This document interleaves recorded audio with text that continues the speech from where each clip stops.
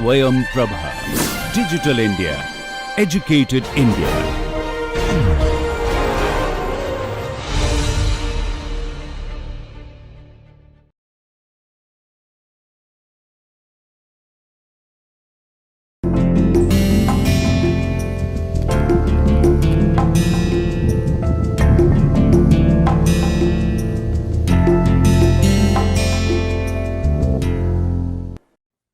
Let us start this lecture 32 and let us recall what we learned in the last few lectures. We basically looked at the ideal cycle analysis covering various engines, namely ramjet engine and turbojet engine, turbofan engine and turbojet with afterburner and the turboprop engines, and we have taken several examples to illustrate how we can estimate the various performance parameters, and also we had carried out the parametric analysis to understand which factors plays important role in the performance parameter. Keep in mind that all these things are based on the what you call without any geometry.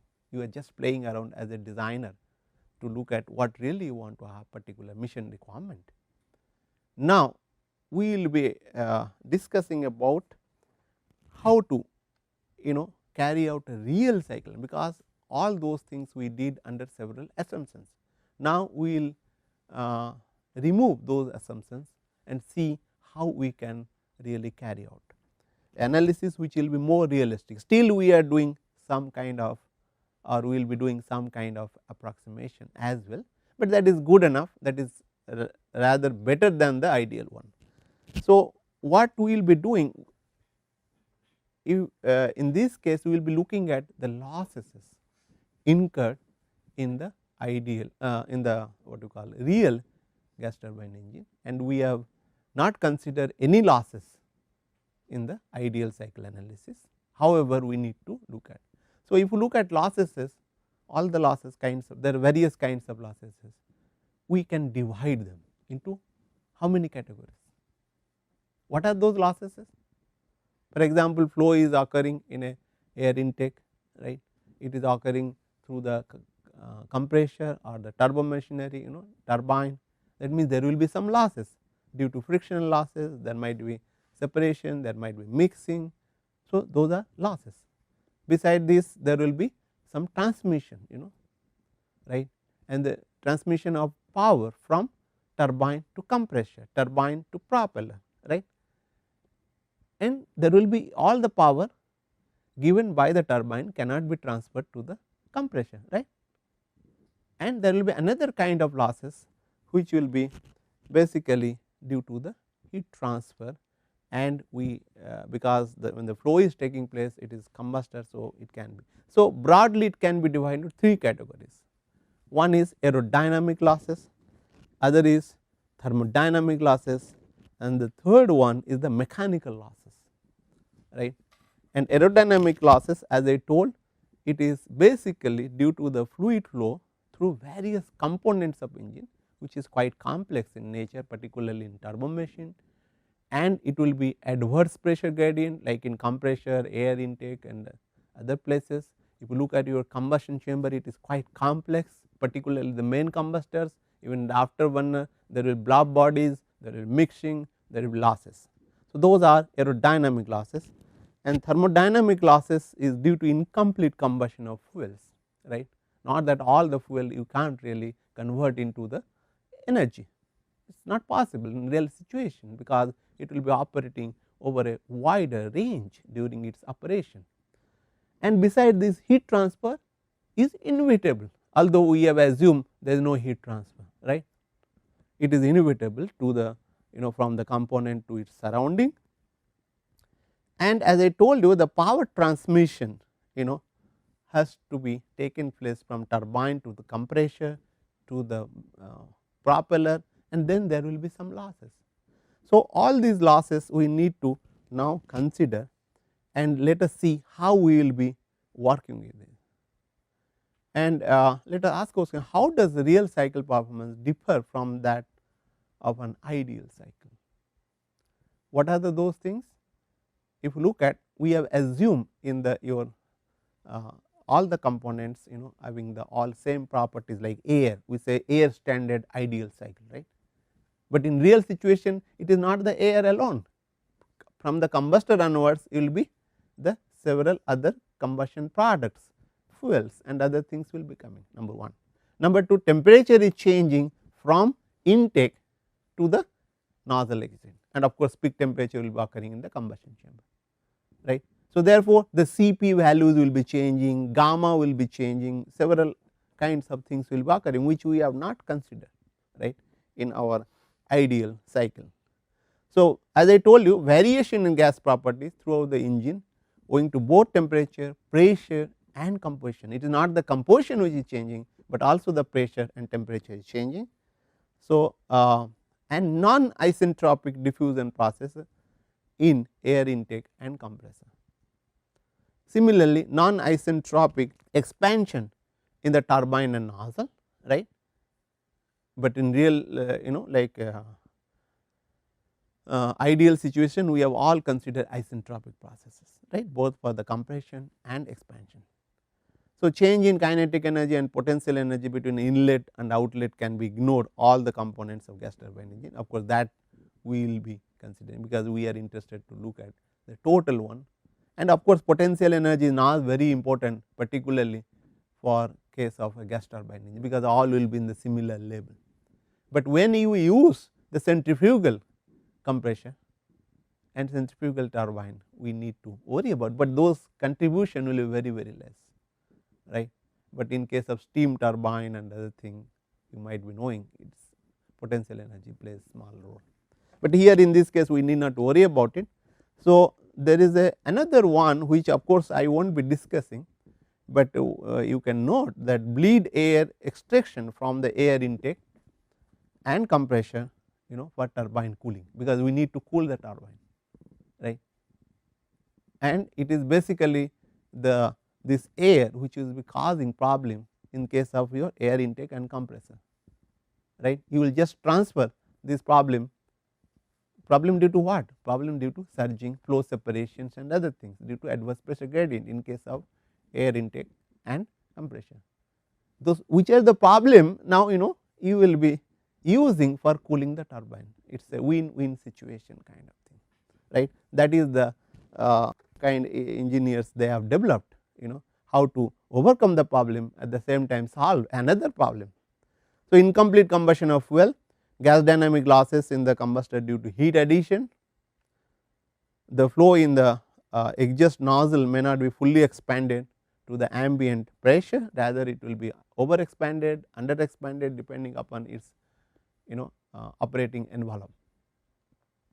If you look at gas dynamics, we have already seen that Rayleigh flow, that is basically we have already talked about it, how it will take care of whenever heat addition will be there will be losses in the pressure, total pressure. So, let us look at how this Cp will be varying with the temperature, because across the engine it changes from temperature 300 Kelvin to it can go to even 2000 Kelvin, particularly if afterburner is there, right.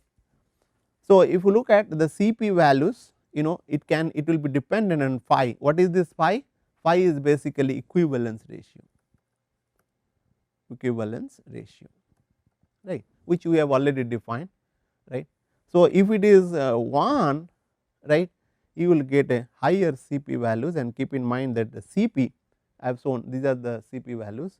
Cp is increasing with respect to temperature, that means it is increasing, and as you are having what you call 1, and this is phi is equal to 1, and as it decreases it become a 0, this phi is equal to 0, the smaller one. But whereas the specific ratio gamma, that is Cp by Cv, right, it is decreasing with respect to the temperature for all equivalence ratio, and keep in mind that this is basically phi is equal to 0 and this is phi is equal to 1, and it is just opposite of that of the Cp, right. So, that means we need to take care of while analyzing the real cycles, because each components there will be change in temperature. But however, for computer program one can do this thing, but for hand calculation we will be not using this, because it will be very cumbersome. Why? For air intake there is a change in temperature, now I will have to calculate along the air intake how it is, right. Similarly, in the compressor or combustion chamber it will be very difficult job do a hand calculation, but in computer program I can have, because Cp is a function of temperature, we can get coefficients, and it is also a function of species, right. It is dependent on species. For methane, for oxygen, for some other, then you will have to calculate average Cp. So, it is a quite cumbersome. Therefore, we will be using till compressor 1 gamma, right, that is gamma 1.4, and for the combustor onwards we will be using another gamma, right, gamma g, right. And similarly, Cp will be using 1.005 kilojoule per kg till compression, exit of compression, and inlet of combustor onwards we will be using another Cp. That means 2 Cp will be using Cpa, Cpg. That is for the simplicity. Again we are doing an approximation here, just to make it problem tractable, which can be solved by hand, right. So, let us look at air intake pressure recovery, and if you look at, this is an air intake, and these are the lifts, right, in which the air will be entering into the air intake. If you look at, there is a divergence of the streamline. What it indicates? What it indicates? There is a divergence here, you know, it is diverging. What is the indicates? Do a continuity, movement, balance, you know, mass balance. If you do, what will happen? Area is increasing. If area increasing, what will happen? If keeping the density is remaining same, so velocity will be decreasing. That means this is deceleration, right, or diffusion you can call, and this is what you call external diffusion, external compression you can say, because there will be increase in static pressure, right.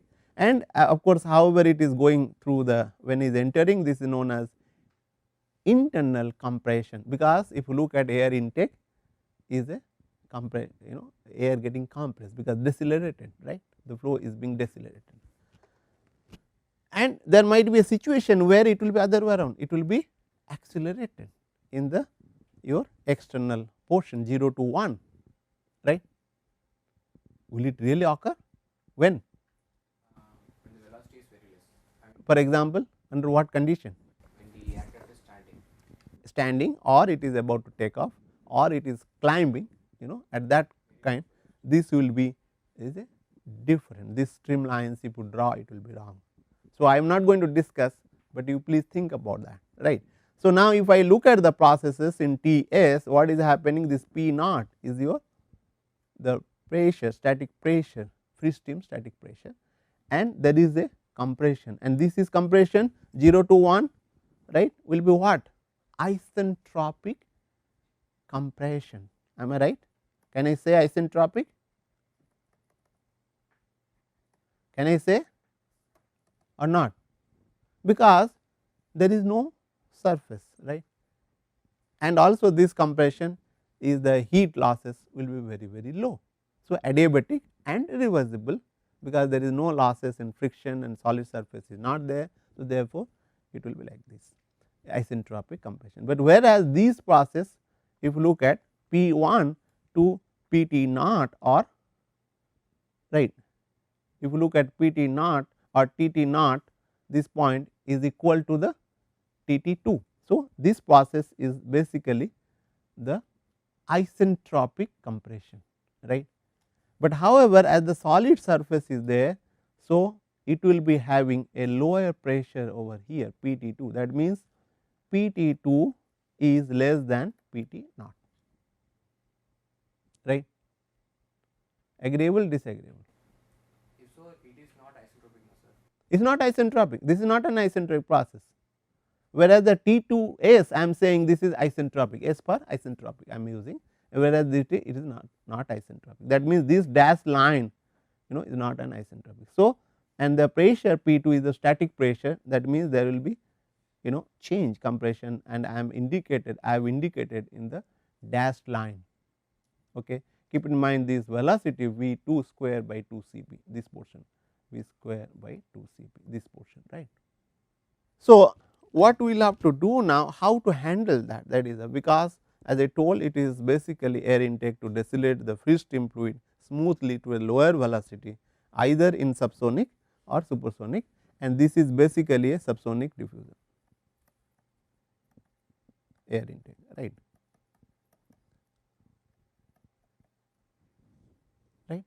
But the supersonic is there, then shock will be there, you need to take care of that, which I am not discussing, but it can be handled in the similar manner. I will be talking little later on. So, the what are the causes of losses? Frictional losses and shock losses in supersonic diffuser, right. Diffuser or air intake, both are interchangeably can be used. So, the pressure recovery factor is basically, we need to define a pressure recovery factor, that is basically ratio of average stagnation pressure at the intake exit to the free stream value. Why average?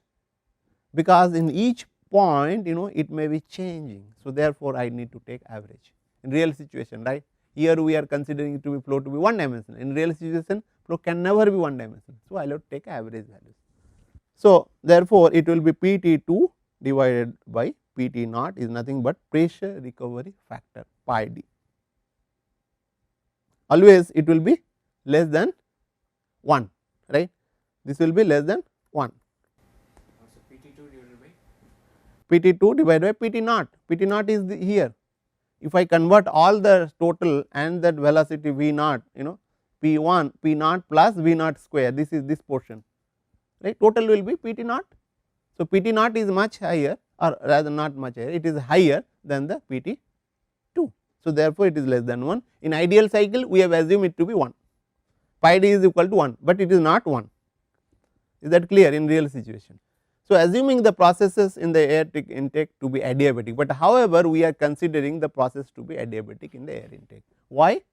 Because the change in temperature between the ambient and this thing will be very low. So, therefore, we are assuming again in assumption, because it can never be in principle. So, the PT, as I told you, PT2 by PT naught actual will be less than PT2 by PT naught, and PT2 by PT naught is basically 1 in case of ideal, right, it will be less than 1. Hence, the isentropic efficiency is given by, we can define eta id is equal to S2 T 2 S minus H naught, that is the free stream, divided by S T naught minus H naught, and we can assume again Cp is same during this process, right. Therefore, it is approximate, but is not the really true, because Cp will be changing, right. As in our real analysis, we have assumed that Cp will be remaining constant till the compressor exit, then we can manage this with this. Is that clear?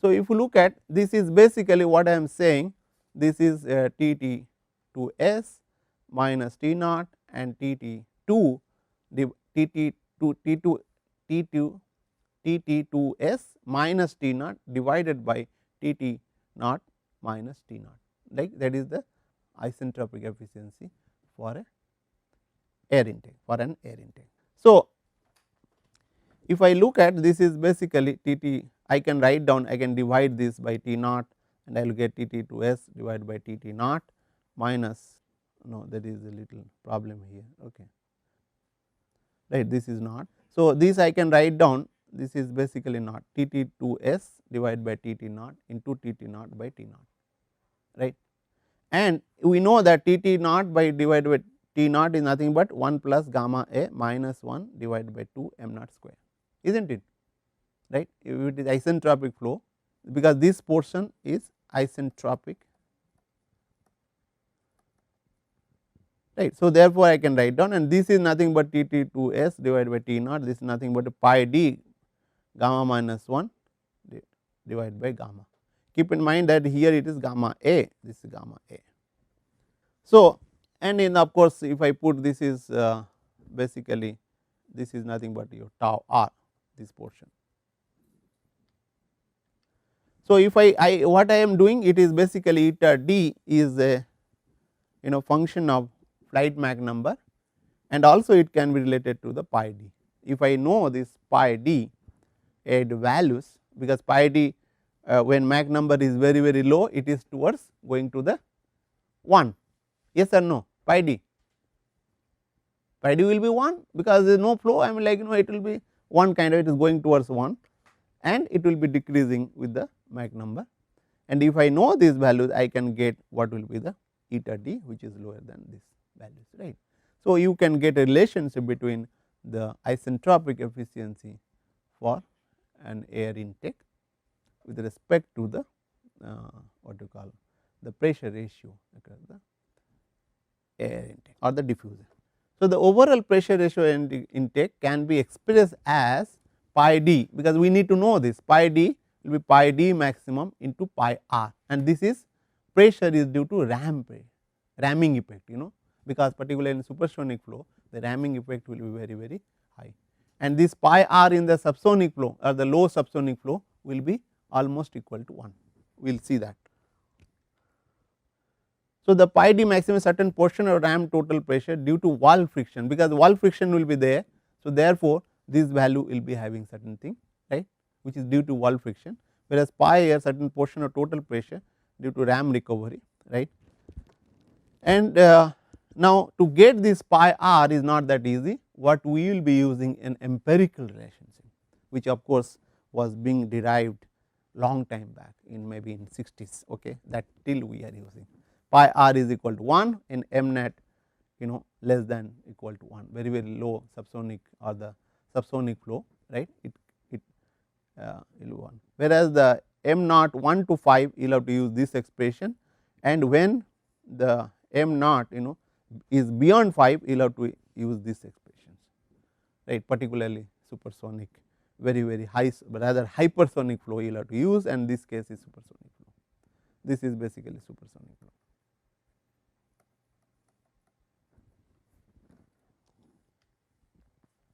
So, item is very handy in for handy to use in the cycle analysis, but however, it is not easy to measure the total temperature, right, not the static temperature that easily. However, one can measure the total pressure very easily, right. So, therefore, in experiment people use the total pressure, and in cycle analysis we always use the isentropic efficiency, right. So, that you should give, but of course, there is a way of doing it, and ram efficiency is defined as basically, that is why ram efficiency eta r d is P t 2 minus P naught divided by P t naught minus P naught. Keep in mind that this is not pi, this is eta, okay. Of course, one can convert into the P t, and this eta r d is found to be almost same as I d, but is not same, I mean it is approximately same. So, it is easier to evaluate the experimentally, but it offers no specific advantage over I d, right, particularly for cycle analysis. So, and location of the engine in aircraft, for example, in the wing, pod or fuselage dictate the air intake efficiency, right. For example, in fighter aircraft your air intake will be in the fuselage itself, and there will be maybe serpentine duct sometimes being used. So, therefore, efficiency will be different than the your Boeing kind of series, right, or the larger aircraft. So, now we will be looking at how to handle these losses in compressor and turbine efficiencies.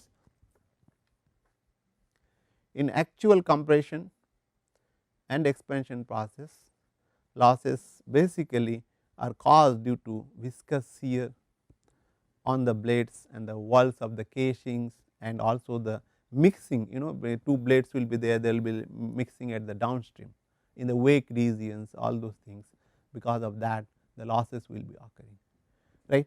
And how to take care of that is basically we need to look at a processes in TS diagram. If you look at, this is your station T2 and the pressure corresponding PT2 and temperature TT2, and if you look at, this is the ideal or isentropic process from TT2 to T3 Tt3 S, S for isentropic, and whereas the real one which is shown in a dashed line will be from pressure Pt2 to Pt3 and of course, temperature Tt2 to Tt3. What it indicates? That means for the same pressure ratio, right, in a compression or getting compressed or getting, then you need to provide more amount of work in case of real situation than that of the ideal one, right. That is the meaning, because a lot of things will be lost and which you need to provide to get the same pressure ratio. That is very important point, you should keep in mind. And similarly, we will let us look at for the expansion process in a turbine, that is station from Tt4 to Tt5. If you look at, this is the isentropic process, the vertical straight line, and the dashed line is for your real one, right. What it indicates? What is it indicating? It indicates that the more amount of work will be produced for an ideal case for the same expansion ratio. In other words, less amount of work will be produced in real situation as compared to the ideal one for the same pressure ratio of expansion, right. Compression, it is other way around, right. That means, you need to give more amount of work in real situation to produce the same pressure ratio. So, we will be now looking at how to handle that, and we can define very easily with the using the similar what we did for an air intake. The isentropic efficiency of a compressor can be given as ideal compression work output for a given pi c divided by actual compression work input for a given pi c. So, and what is that meaning? Meaning is that, like what is the ideal work is basically H T, the amount of work for ideal will be H T3 S minus S2 S Tt2, this portion, right, divided by the amount of work from here to here, that is S Tt minus S2. And if I assume that Cp is not changing, so it is approximately is that. So, and then I will divide this, I can write down here the Tt3 S minus Tt2 divided by,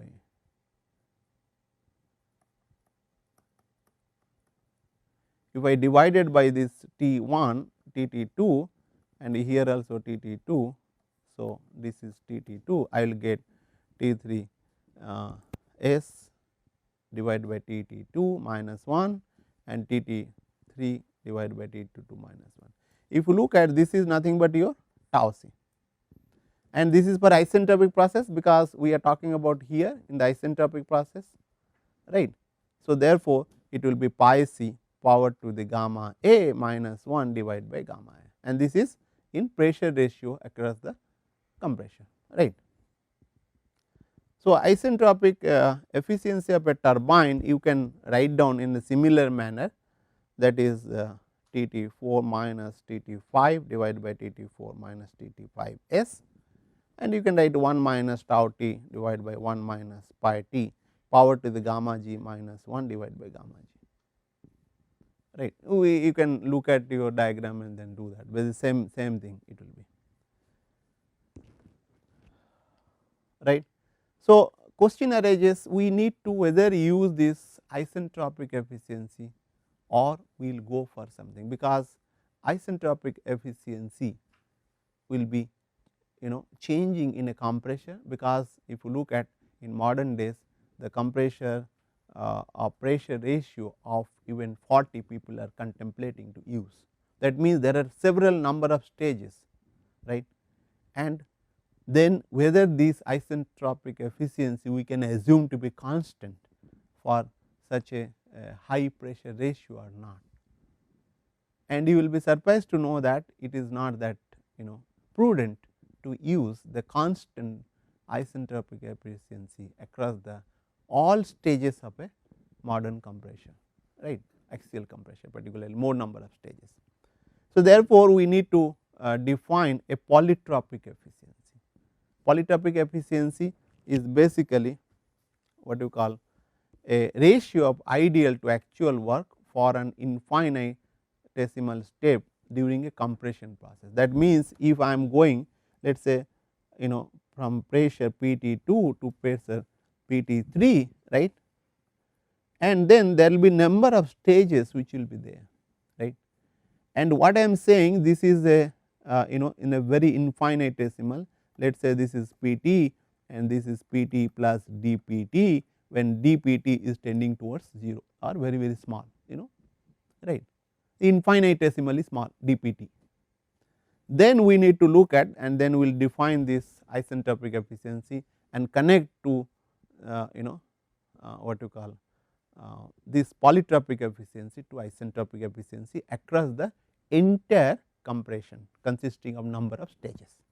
So, let us do that. That is polytropic efficiency, basically ideal compression work input for an infinitesimal pressure change, that is dPt. dPt is very small, right, divided by actual compression work input for an infinitesimal dPt pressure, right, change. Keep in mind, we are doing for compressor, and we will be looking at also for the turbine. So, considering incremental pressure rise Pt plus dPt as shown in T S diagram, you can see that is basically, if you look at this efficiency will be Tt dt S divided by dt will be nothing but your polytropic efficiency, because this is for isentropic, this is for your isentropic, and this is for your what you call the actual, right. So, therefore, eta Pc will be dTs divided by dt. I can write down dTs divided by dt, dTt divided by Tt, right. I can write down this very easily, and for infinitesimal isentropic pressure change, the temperature and pressure ratio can be related. For example, I can write down this as dTs, I can write down dTs by dt is equal to dPt by Pt gamma A minus 1 gamma, because this is isentropic. So, I can write down very easily, yes. So, I can write down 1 plus this, 1 plus this will be 1 plus that, right, and then I can write down this. And what I will do now with this, I will be using the binomial expansion, because this is very small quantities, right. I can rewrite this as dt s by dt Pt plus dPt what you call divided by Pt power to the gamma minus 1 divided by gamma. And if you look at this expansion, I can I can expand in a binomial series, and neglecting the higher order terms, I will get 1 plus dPt divided by Pt is nothing but 1 plus gamma minus 1 divided by gamma dPt Pt, right.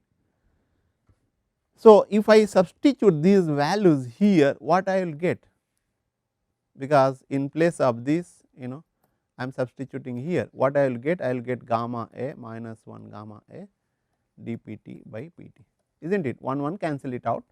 So, that you will get. So, using this equation, because this is equation 4 and equation 1, this is basically equation 1 if you look at. So, what I will do? I will get dTs by divided by dt is nothing but gamma A minus 1 divided by gamma A dPt divided by Pt and dt by dt. So, if I just work it out, I will get dt by t is equal to gamma A minus 1 divided by gamma 1 over eta Pc. Eta Pc is basically the polytropic efficiency dPt by dt. Now, if I integrate this expression, I can get is equal to basically dt3 by dt2, that is for the entire range, right, because I have taken a very small thing and then I am integrating over the station T2 to T3, I will get PT3 by PTO 2 power to the gamma minus 1 divided by gamma A eta Pc is equal to, if you look at, this is nothing but your pi c. So, I can write down pi c gamma minus 1 divided by gamma A eta Pc, that means this power will be there to the pi c. By this using this one, I can really go back and relate this polytropic efficiency into isentropic efficiency. So, if you look at, I will put this isentropic efficiency by definition T3 S divided by T2 minus 1, and this is nothing but pi c gamma minus 1 divided by gamma A, just for isentropic process, because this is an isentropic process, you can isentropic, right, and whereas Tt3 by Tt2 is nothing but your similar to isentropic process, but there is a comes a polytropic efficiency, right, minus 1. So, now I can get this isentropic efficiency related to the polytropic efficiency, right, for a certain range of pressure ratio. We will be doing that in the following the similar ways. We can also derive for the turbine, but keep in mind that difference between this eta IC isentropic efficiency and polytropic efficiency of compression increases with the number of stages, right, and also with increase in pi c pressure ratio across the compression. Because why it will so, and as the pressure ratio increases, there will be increase in temperature caused by the friction, and this increase in temperature will be cause more compression work in the subsequent stages, right, and this process is known as preheating effect. That is the reason why intercooling is being used to reduce the work input to the compressor for the same pressure ratio. That is why I told you, like we will be using some kind of a alcohol or a water injection, right, in to enhance the performance of the compression, right. So, because the preheating effect has to be nullified, we know very well, like if the temperature is higher, so to get the higher the same pressure ratio, you need to provide the more working. Derive an expression for eta IT in terms of eta PT and pressure ratio across the turbine, right. So, if I take this two values I am taking, one is Pc, that is the polytropic efficiency of compressor 0.85 and polytropic efficiency for turbine 0.9, and varying this pressure ratio, you can see that this isentropic efficiency goes on increasing in case of a turbine, and in the case of compressor it is just opposite, is decreasing because of preheating effect, right. There it will be cooling effect, just opposite will be happening, right. So, now we need to look at the combustor efficiency and pressure losses. Keep in mind that we will be using those whatever analysis we have carried out to take care of the losses in components, various components, air intake and compressor and turbine. We will be using real cycle analysis, and combustor efficiency and pressure losses. If you look at this efficiency of a what you call combustor will be affected, will be lower than 1, because it is not possible to convert all the chemical energy of the fuel due to the imperfection of the imperfect combustion of the fuel and air, and there might be carbon monoxide, unburnt hydrocarbon, soot particulates, other things. Beside this, there will be stagnation pressure losses across the entire combustors, right, because of heat additions, and also there will be mixing, the flow is quite complex. So, therefore, it will be losses. That means we need to take care of that. So, that means we will be taking care of combustion efficiency. What we will be defining, that is as a ratio of actual change in enthalpy due to combustion and total energy released due to the calorific value of the fuel. Ideal, you cannot get all the calorific value to be converted into the thermal energy. So, if I consider this combustion chamber between station 3 and 4 and certain amount of mass air is entering at temperature T3 and leaving with temperature T4. So, I can get eta efficiency nothing but m dot A plus m dot F STT4 minus m dot A ST3 divided by m dot F into delta SC. Delta SC is the heat of combustion or calorific value. Generally for ATF we consider 43,000 kilojoule per kg. Keep in mind that this pi b, right, will be less than 1 always, right, and what is this pi b? Pi b is equal to basically PT4 divided by PT3, and in ideal cycle we have considered pi b as 1, but here it will be 0.95, 98 as close as possible. People go on designing it to bring to the or take this pressure ratio to be closer to 1, right. Closer to 1 means they will be more happy. I mean, of course, they have not achieved till that, but it is quite good. I mean, the progress is quite good. So, losses in exhaust nozzle. So, nozzle efficiency ratio of actual to the isentropic drop, that is we will be looking at nozzle efficiency, and again we are assuming mean Cp value for actual expansion process in nozzle, right. Then the if you look at the processes in the TS diagram, this is basically from station 5 to the 9, right. There are several other things are there, because if you look at TT5 is the exit of your turbine. If air intake will be there, then it will be TT7, right. Sorry, if the afterburner is there, there will be 5 to 7 is the this thing, 7, 8, 9, right. So, it is we can say either it is T7 or T5, right, both are same, but I am considering PT5. Then actual expansion will be from PT5 to P9, whereas the isentropic expansion will be PT5 to P9S, right. The T9S, but the pressure remains same, P9 is equal to P0, that we are considering. But when I will talk about the what you call turbojet engines, then we will be talking about choking condition, whether it is choked or not, right. I am not, let us define this nozzle efficiency, that is, and keep in mind that this is the same, this is TT5 is equal to TT9, because adiabatic we are considering. So, therefore, TT9 minus T9 divided by TT5 minus TTS, and if I divide this by the TT9 and divide by the TT5, which is basically same, right. So, you can get this thing, and this is a ratio,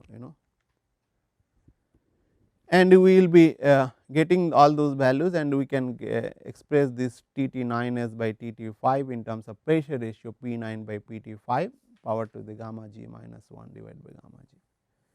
The component efficiencies and losses of a gas turbine are dependent on the engine installation aspects and applications of the aircraft, because the different installation of the engine will be having different efficiencies, right. For example, in fighter aircraft you install the engine in the adjacent to the fuselage, is a part of fuselage, whereas in other places it is like a pod, it will be hanging from the your wing. So, naturally it will be, in some cases you may put on the back side of the fuselage. So, therefore, what you call it will be having different efficiencies and factors one has to. For example, for a long range subsonic aircraft with nacelle mounted engines and fixed area of conversion nozzle, value of pi d and pi n will be much higher than that of supersonic fighter aircraft with a variable area conversion diversion nozzle. So, always for the fighter aircraft we use a variable area conversion nozzle generally, but nowadays people are coming up with the variable area conversion diversion nozzle, right. So, with this I will stop over. We will in the next class discuss about the real turbojet engines, carry out a real cycle analysis of turbojet engines. Okay.